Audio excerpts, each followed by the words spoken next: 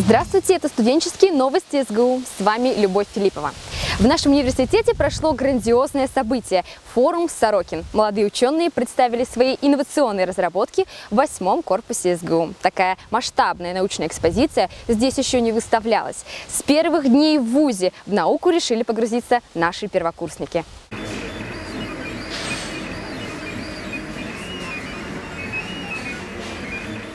Под футуристические звуки 3D-принтера научная фантастика становится явью. Прямо во время открытия форума печатаются детали для сложного механизма. Рядом с принтером почти в аквариуме стоит компьютер. Здесь рассказывают о жидкой системе охлаждения. Она в 400 раз эффективнее воздушной. Мы видим, соответственно, те проекты, которые можно действительно пощупать. То есть не проект ради проекта, а проект ради результата. А результаты могут оказаться ошеломляющими. Анна Качанова создает собственный сорбент, поглощающий нефть с поверхности воды. Ну а секрет вдохновения у химиков один. Откуда я беру идеи для своих проектов? Интересный вопрос. Наверное, как Менделеев во сне, да? Мне они снятся. Слетелись на форум и конструкторы квадрокоптеров. Борис Веселов привез из Печоры свою модель дрона. Студ-ТВ даже немного позавидовала. Здесь закреплена камера, которая позволяет при всех уклонах аппарата оставаться абсолютно неподвижной и получать видео довольно высокого качества. Рожденный бегать может бегать еще больше. Исследует состояние спортсменов Центр проблем физиологии. Проекты направлены как в области медицины, медицина будущего по программе «Умник», и IT-проекты. Это биопаспорт спортсмена, это пару проектов связано с нервно-мышечным аппаратом, экзоскелет. Вам не тяжело бежать? Нет, я здесь уже бегу 120 минут.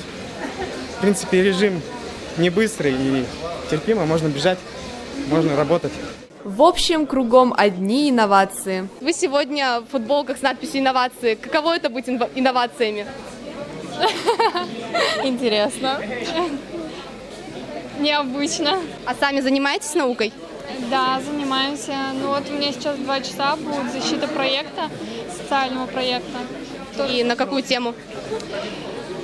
Социальный проект называется «Счастье в ладошке». Дарья Петракова, Инесса Шпарвассер, студенческое телевидение СГУ. Уже 3-й год в нашем университете готовят будущих врачей. А сейчас в медицинском институте открылся симуляционный центр. О том, что это такое, смотрите в следующем сюжете. В любом образовательном учреждении, которое готовит медиков, предполагается наличие манекенов для проведения различных манипуляций, например, введение внутримышечной инъекции. Обрабатываем.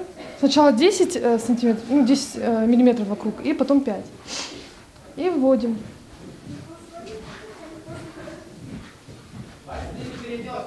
Я заканчивал Технический медицинский колледж, там были манекены, но они были более старого образца, то есть более устарелые уже. Здесь более новое оборудование, все комплектовано, все более современное.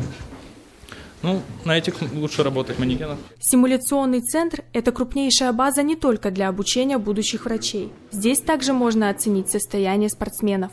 Диагностический комплекс, который, так скажем, собран опять же в Российской Федерации, он позволяет оценивать метаболизм. Для республики это, так скажем, новинка. Нигде на территории республики, да и в Российской Федерации, только есть в Олимпийском комитете России установка. А вообще задача стоит в дальнейшем наращивать условия материально-технической базы подготовки наших медиков, и, собственно, выходить в том числе на эффективную, уже научную работу. Для этого сегодня появляются все возможности на базе университета.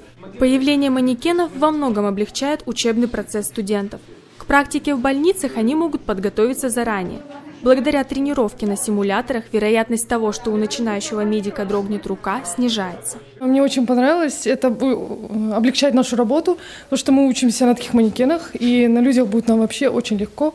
Появление учебных симуляторов – большое событие для студентов-медиков, а также для преподавательского состава. Учебный процесс станет более эффективным, ведь теперь теоретические сведения можно будет закрепить при помощи наглядного материала. Ксения Панюкова, Анастасия Чучина, студенческое телевидение СГУ. Я хочу помогать. Под таким лозунгом в университете прошла ярмарка добровольческих вакансий. Волонтеры собрались вместе, чтобы себя показать, на других посмотреть, ну и привлечь новых активистов. Сегодня в главном корпусе Сыктывкарского университета, куда ни глянь, всюду волонтеры. Ярмарка добровольчества собрала более 20 общественных объединений со всей республики Коми. Кошкин дом, Своя планета, Меняющая реальность и многие другие волонтерские организации сегодня здесь. У посетителей есть уникальная возможность не только посмотреть на выставочные стенды, но и тут же записаться к ним добровольцем. Ярмарка была организована для того, чтобы люди, которые желают стать добровольцами, могли найти для себя актуальные добровольческие вакансии. Потому что очень часто студенты хотят помогать, но не знают, куда нужно обратиться для этого. Тут можно научиться чему-то новому. И фенечки плести, и рисовать аквагрим, и даже делать эко-ручки. Для самих же волонтеров проводились образовательные лекции. Гости из Федерального агентства по делам молодежи и Ассоциации волонтерских центров России поделились своим опытом, а также рассказали о планах развития добровольчества. Мы сегодня познакомились с ребятами, с руководством вашего вуза. У вас отличная ярмарка, мы увидели большое количество проектов волонтерских. Нам рассказали о том, какой опыт, успешный опыт действительно есть у Сыктывкарского государственного университета. Важно его сохранить, важно его развивать, поэтому мы со своей стороны готовы действительно быть партнерами. Ярмарку планируют организовывать ежегодно и привлекать к ней еще больше волонтерских объединений. В общем, хочешь творить добро – твори. Валерия Марухно, Павел Габов, студенческое телевидение Сыктывкарского университета. А уже со следующей недели СГУ обновляет студенческие советы. У каждого института будет новый председатель. О том, как проходит подготовка, расскажет Ирина Рихтер. Единого дня голосования, как и формата выборов, нет.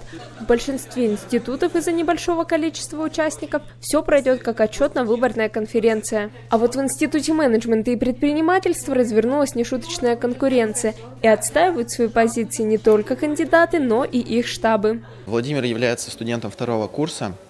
С точки зрения будущего я должен признать, что это более перспективный курс, то есть он может быть в следующем году, и учась на третьем курсе, сможет дальше заниматься этой же деятельностью. Мои преимущества перед ним, то, что я уже вижу проблемы наших студентов. Я думаю, что я смогу их решить. Олег, он целеустремленный, и он набирает в штаб сильных людей, можно так сказать, которые будут за него. Мое преимущество перед Олегом – это то, что я нестандартно подхожу к решению проблем. Кандидаты только готовятся реализовывать предвыборные программы, а председатель Совета обучающихся Степан Сердитов продолжает активно выполнять обещания, и сменять его никто не будет, ведь избирался он на 2 года. Здравствуйте, король!